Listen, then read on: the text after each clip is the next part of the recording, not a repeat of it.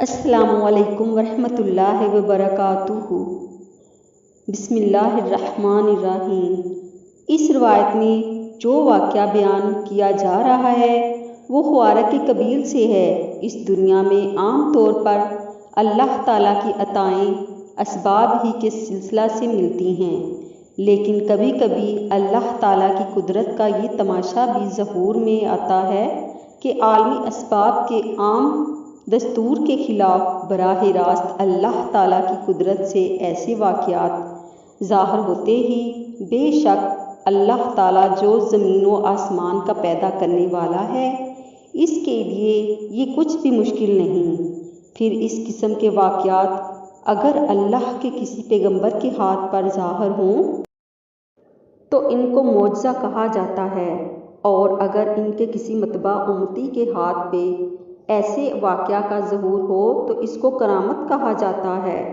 مسند احمد میں حضرت ابو ہریرہ رضی اللہ تعالیٰ عنہ سے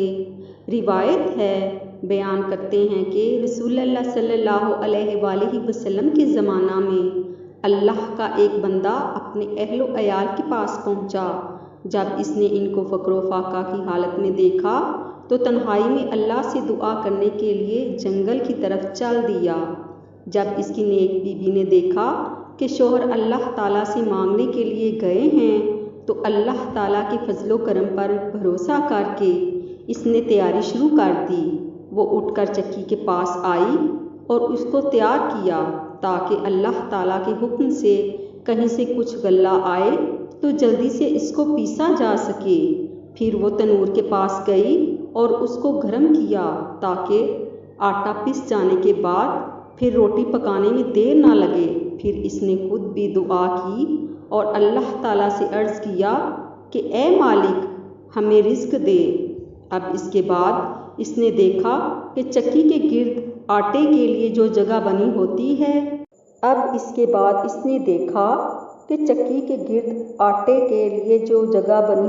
ہے وہ آٹے سے بھری ہوئی ہے۔ پھر وہ تنور کے پاس گئی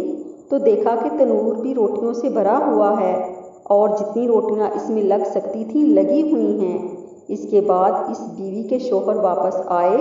اور بیوی سے پوچھا کہ میرے جانے کے بعد تم نے کچھ پایا؟ بیوی نے بتایا کہ ہاں، ہمیں اپنے پروردگار کی طرف سے ملا ہے، یعنی براہ راست خزانہ نخیف ہے، اس سے ملا ہے۔ یہ سن کر یہ بھی چکی کے پاس گئے اور اس کو اٹھا کر دیکھا، یعنی کہ تعجب اور شوق میں غالباً اس کا پارٹ اٹھا کر دیکھا۔ اور پھر جب یہ ماجرا رسول اللہ صلی اللہ علیہ وآلہ وسلم سے ذکر کیا گیا تو آپ صلی اللہ علیہ وآلہ وسلم نے ارشاد فرمایا کہ معلوم ہونا چاہیے کہ اگر یہ اس کو اٹھا کر نہ دیکھتے تو چکی قیامت تک یوں ہی چلتی رہتی اور اس سے ہمیشہ آٹا نکلتا رہتا۔ جو لوگ یقین اور توکل کی دولت سے محروم اور اللہ کی قدرت کی وسعتوں سے ناآشنا ہیں، ان کے دلوں میں شاید اس قسم کی روایات پر شبہات اور وسوسے پیدا ہوتے ہوں، لیکن اللہ کے جن بندوں کو یقین و توکل اور اللہ کی صفات کی معرفت کا کچھ حصہ ملا ہے، ان کے لیے تو ایسے واقعات میں کوئی اچنبھے کی بات نہیں۔ سورہ الطلاق میں اللہ تعالیٰ کا بیان ہے، اور جو کوئی اللہ پر توکل کرے جیسا کہ توکل کا حق ہے تو اللہ اس کے لیے اور اس کے کام بنانے کے لیے کافی ہے۔ مسند احمد جامعہ ترمذی شریف میں ہے کہ حضرت سعد رضی اللہ تعالیٰ عنہ سے روایت ہے، رسول اللہ صلی اللہ علیہ وآلہ وسلم نے ارشاد فرمایا کہ آدمی کی نیک بختی اور خوش نصیبی میں سے یہ بھی ہے کہ اللہ تعالیٰ کی طرف سے اس کے لیے جو فیصلہ ہو وہ اس پر راضی رہے، اور آدمی کی بدبختی اور بد نصیبی میں سے یہ ہے کہ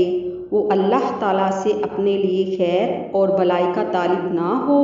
اور اس کی بد نصیبی اور بدبختی یہ بھی ہے کہ وہ اپنے بارے میں اللہ تعالیٰ کے فیصلے سے ناخوش ہو۔